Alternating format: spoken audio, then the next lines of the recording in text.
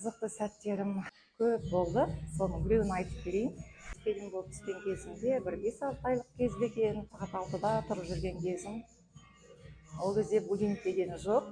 Жолдасымның қол сағатымен оянатынмын. Бас жағыма қойып, осы 6 болмаса екен деп қарап, қайта сөйтіп 6-ны болғызып тұратынмын. Бір күні қатты ұйықтап қаптым. Сөйтіп ұйықтап қалдым деп бала тұрып, апыл-ғұпыл киініп, сыртқа шығып, енді ол кезде ауылда есіктің алдына пеш жағып, от жағып, шай қайнататынбыз. Сол жұмысымды, күнделікті жұмысымды барып, атқарып, пеш жағып, шай қайнатып отырмын. Күтіп отырмын, шай қайнат, дала суық, көктемнің кезі ол кезде.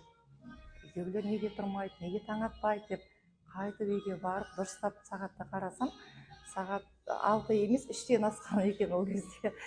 Сөйтіп қателесіп тұрып, сол күні таңғы шайды 2 рет қайнатқан кезім болған.